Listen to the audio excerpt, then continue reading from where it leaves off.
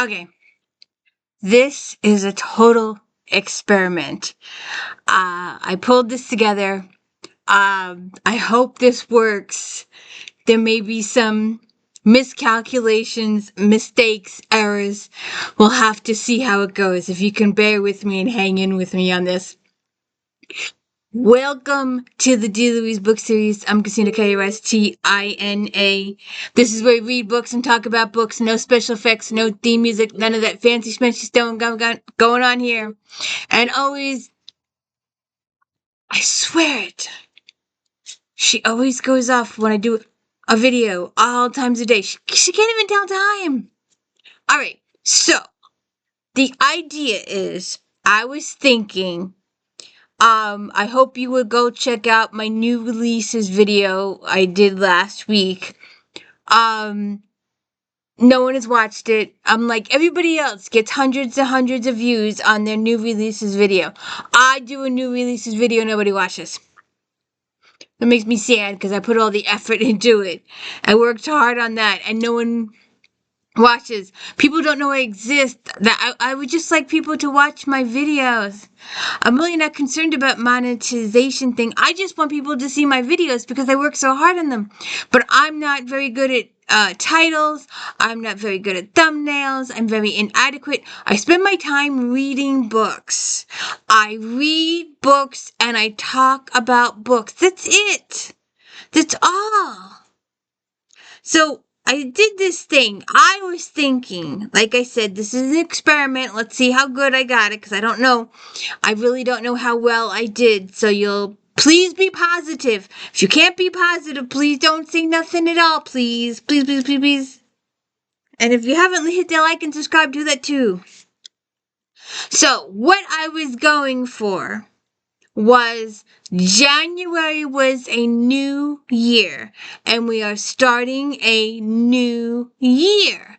So I trying to find books, contemporary romance books, starting over. That's the theme, starting over. And I've got quite a few different ones for February, but this was January and it's starting over. Let's see how good I got it because I'm a little on the shelf on whether I did very well or not.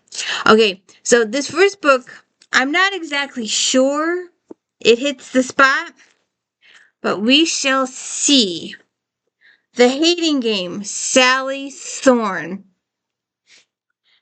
Lucy Hutton and Joshua Templeton hate each other, not dislike, not begrudgingly tolerate hate, and they have no problems displaying their feelings through a series of realistic passive-aggressive maneuvers as they sit across from each other's executive assistants to co-CEOs of a publishing company.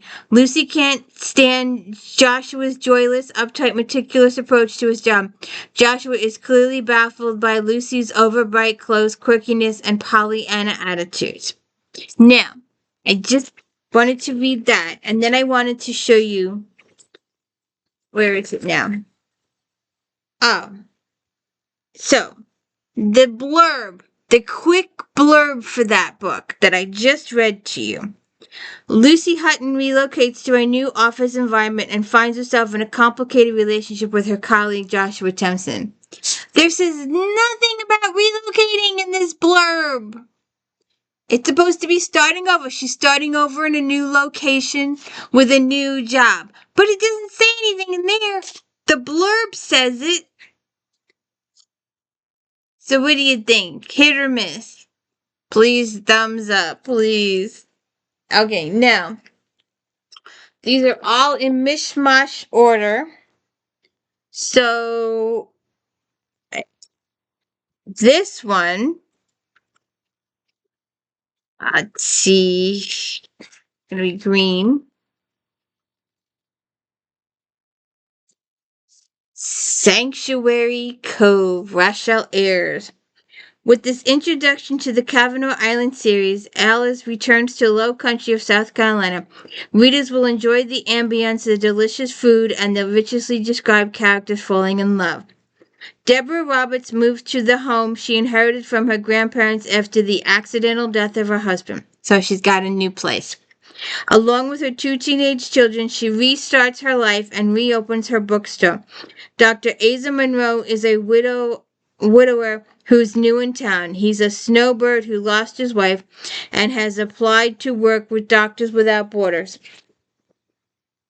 He's just waiting for his assignment. Finding new love is not on either of their agendas, but there's no running from their fate. Deborah hires Asa to work in her store, and this enables them to let down their guards and enjoy where the ride takes them. Deborah is a wonderful, mature woman whose first priority is her children, but she is wise enough to know that Asa may be the one to help her heart. Asa realizes that he may have found his future, but he had always planned to be a humanitarian doctor. What to do? And I think that was the only 2012 one. All right. I don't.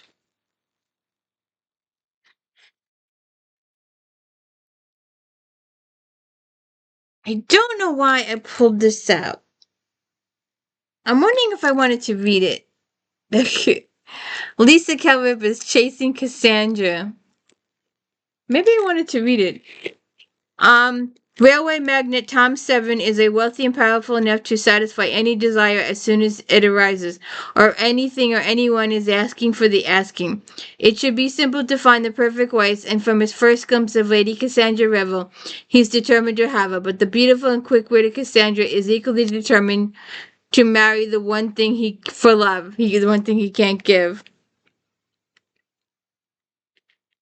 So I don't know. The chase has only just begun. I don't know. Maybe it was in the wrong pile. But it's a good book. It's a good author. She's my author, so maybe I wanted to read it. Let's see. Jude Devereaux. 72. The Girl from Summer Hill. And I think I've got this wrong. Let's see. The page number wrong. Oh, look at that. Bisbee. The brand new series from Devereaux is off to a fantastic start, set as a modern-day Pride and Prejudice. The formulaic story is classic for a reason. Casey is a lovable Elizabeth Bennet, and Tate is quintessential Mr. Darcy. Chief Casey Reddick has started life over in the small town of Summer Hill, looking for peace and quiet after a high-pressure job at a top restaurant in Washington, D.C. She thinks she's found it at Tatwell College until one morning a beautiful naked man shows up on her porch. A Hollywood star and the owner of Tatwell Plantation, Tate Landers wasn't expecting a tenant on his property, and his anger is anything but attractive to Casey. When she is recruited to play Elizabeth Bennet in the town's adaptation of Pride and Prejudice, with Tate as Mr. Darcy, the sparks fly on and off stage. Just as she begins to see there is more to Tate than the conceit movie actor she expected, her ex-brother-in-law shows up with some scary stories to tell. Confused and disappointed, Casey strives to figure out whom to believe. See what happens. And now I know the reason for this other book. What did I do with it? Hold on. So, I just saw this. So, or maybe I didn't. It was just an ad. That was it. It was just an ad. That means it's in the next. It wasn't in this one. It's in the next one. Let's see. Okay. The next one on our hit list is Evie Drake Starts Over. Linda Holmes. In a sleepy side town in Maine, recently widowed Elvis Eveleth. Evie Drake rarely leaves her large, painfully empty house nearly a year after her husband's death in a car crash. Everyone in town, even her best friend Andy, thinks grief keeps her locked inside, and Evie doesn't correct them. Meanwhile, in New York City, Dean Teeney, former Major League pitcher and Andy's childhood best friend, is wrestling with what miserable athletes living out their worst nightmares call the yips. He can't throw straight anymore, and even worse, he can't figure out. As the media storms heat up, an invitation from Andy to stay in the main house seems like the perfect chance to reset the button on Dean's future. When he moves into an apartment at the back of Evie's house, the two make a deal. Dean won't ask Evie's late husband, and Evie won't ask about Dean's baseball. Rules, though, have a funny way of being broken, and what starts as an unexpected friendship soon turns into something more. To move forward, Evie and Dean will have to reckon with their past, the friendships they've damaged, the secrets they've kept. But in life, as in baseball, there's always a chance until the last one is out. What you think? What you think? Okay, 70.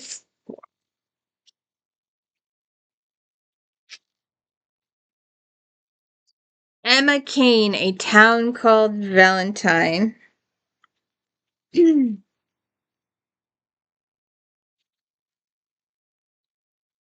4 stars. A woman looking for a new start, a man whose trust has been shattered, and the appeal of a small town add to a story with an old-fashioned sense of community, kindness, and affection.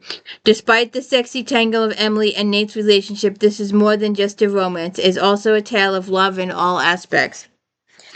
Emily Murphy never thought she'd return to her mother's hometown in Colorado mountains, but after her mother dies and their marriage falls apart, she's penniless. She returns to Valentine Valley to start anew. On her first night back, she winds up in the steamy encounter with rancher Nate Thalberg. Despite resolving not to continue the relationship, she does work with him to restore her family's old homestead for sale. She also works to sort out her family's secrets before she returns to San Francisco. Or maybe she'll fall in love and stay. We'll have to see. 8. Oh, come back here, Miss February. Oh, that's 14.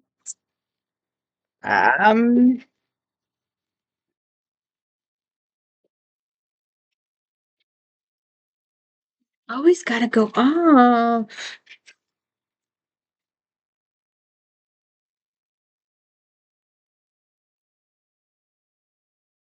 Home to Seaview. 4.5 stars. Let's face it, Woods knows romance. This sequel to Seaview Inn is a warm and gooey, like a fudge brownie straight out of the oven. The storyline doesn't get interrupted when Woods brings back characters from the first book. Rather, it's like welcoming back old friends. The tale flows with ease, and many will find it comforting that she keeps it up to date. Divorcee Abby Miller returns home to Seaview Key in hopes of starting anew. She's not looking for love, or so she thinks, until she nearly drowns and is saved by a gorgeous paramedic, Seth Landry. Seth is a former military man who moved to the shore in an attempt to mend a broken heart. Abby and Seth each have loads of baggage and must resolve their own issues in order to heal themselves. But love is in the air, and an unexpected romance be just the thing they need to remedy. See. We shall see. The Flat Chair, Beth O'Leary. After a bad breakup, Tiffany Moore needs a place to live fast and cheap. Desperation makes her open-minded as she answers an ad for Flatshare. Leon, a night shift worker, will take the apartment during the day, and Tiffany can have it nights and weekends. He'll be there only when she's at the office. In fact, they'll never even have to meet. Of course, since they live together, sometimes they do share information. Tiffany and Leon start writing each other notes, first about which day is garbage day, then politely establishing which leftovers are up for grabs and debating the evergreen question of whether the toilet seat should stay up or down. Soon they're sharing details of their lives, their work, their family, their romances, and it's amazing how they learn about the flatmate just by sharing the space. Even though they're complete opposites, Tiffany and Leon soon become friends and then maybe more. But falling in love with your roommate is probably a terrible idea, especially if you've never met. Interesting. Sophie Kinsella. She's a funny lady. Love your life. Call Ava romantic, but she thinks love should be found in the real world, not in apps that filter men by height, job, or astrological sign. She believes in feelings, not algorithms, so after a recent breakup and dating app debacle, she decides to put love on hold and escape to a remote writer's retreat in coastal Italy. She's determined to finish writing the novel she's fantasized about, even though it means leaving her close-knit group of friends and her precious dog Harold behind. At the retreat, she's not allowed to use her real name or reveal any personal information. When the neighboring martial arts retreat is canceled and a few of the attendees join their small writing community, Ava, now going by Ari, and meets Dutch, a man who seems too good to be true. The two embark on a baggage-free whirlwind love affair, climb cliff jumping into gem-colored Mediterranean waters and exploring the splendor of the Italian coast. Things seem to be perfect for Ari and Dutch, but when their real identities, Ava and Matt, must return to London as their fantasy starts to fade away.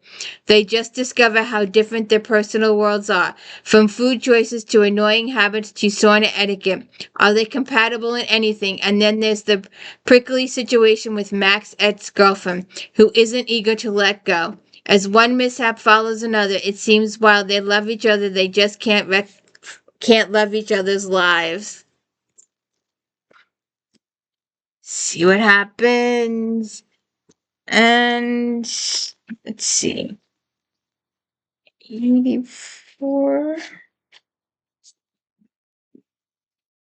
All I Want Is You, Tony Blake.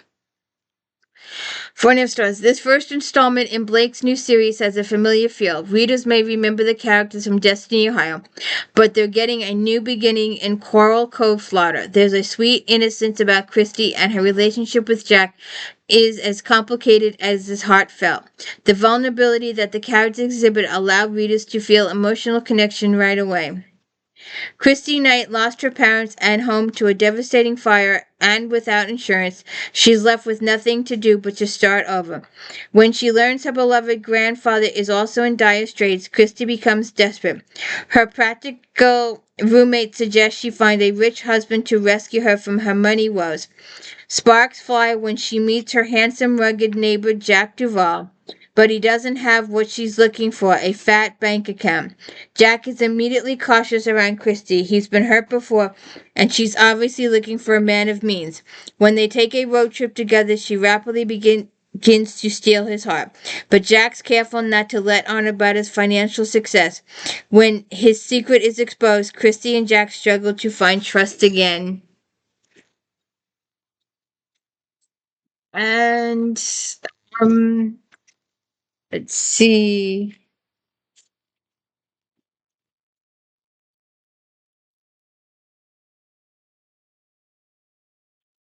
Lou Anne McLean, Written in the Stars. 4 stars. In McLean's latest big city girl, Grace meets country boy Mason in the quaint town of Cricket, Kentucky, and sparks fly immediately. With her engaging storytelling, McLean expresses Mason and Grace's instant connection and romance with warmth and charm. Easy banter between characters and the romances that blossom between several of the secondary characters make the story a delightful read. On her first day in Cricket Creek, entrepreneur Grace Gordon runs into a brewery for shelter from a rainstorm and meets the owner, Mason Mayfield. Stuck in the brewery as the storm rages, Grace and Mason spend time together, which leaves Grace instantly attracted to Mason. Soon, Grace and Mason are falling in love. However, Grace is not planning on staying in Cricket Creek, or is she? Can Mason convince her to stay? We shall see. Um, see. Let's see here. Treasured by Thursday. 4.5 stars. This weekday, brides never disappoint, and the final installment is by Bisbee's best work today. Readers will definitely notice the time she took creating the incredible characters and heart-stopping scenes. There's even a bit of intrigue thrown into the mix. Gabrielle Mancy moves to California to start anew and heal her wounds after her ex-husband just about ruined her entire life. Just her position as a matchmaker at Alliance keeps her busy, has quieted her mind until she meets handsome billionaire Hunter Blackwell. Gabby rejects him as a client, and Hunter has no choice but to make an offer she can't refuse. Hunter blackmails Gabby into being his temporary wife, which only brings more danger into her world. See what happens there. And Wildest Dreams, Robin Carr. One cannot help but be in awe of how Carr takes multiple characters and multiple storylines and blends them into a riveting read. While the romance seems to be more subdued this time out, the dramatic feel realistic and each character possesses a distinctive voice. Professional triathlete Blake Simply has just moved to Thunder Point, and he's hoped that he'll be able to set down roots there. When her son with health issues starts to spend time with Blake, Lynn Sue Simmons wants to be sure that he won't get physically hurt by doing so. Blake is taken with Lynn Sue, and he finds his protective instincts coming out around her and her son. Lynn Sue wants a better life for her and her son, and Blake just might be the one to give it to them. So see what happens there. And I'll have to see about this one. I didn't see it coming. Long Tall Christmas. 4 stars. This previously unreleased Christmas story from Daly, a legend of contemporary romance, is simply heartwarming. Widow Kylie Wayne is fascinating foreclosure on her California home, so when her elderly aunt offers her a place to live in her back home of Brand Iron, Texas, she's thrilled. A surprising snowstorm blows in, and her dream of a joyous Christmas for her kids seems unlikely at best. Shane Taggart is the last person folks thought would hang around to work his parents' ranch.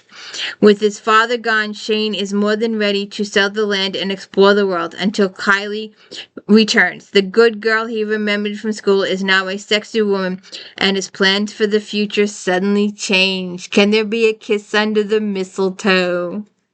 We shall see. And that is the end of Starting Over. What did you think? Was it a good starting over for January? Did you like any of those titles? You think you'll look into them? And also, please don't forget to go watch my new releases video that I did the other day. Nobody has watched that either. And don't forget to tune in to Flashback Monday, where we talk about all the books in this magazine.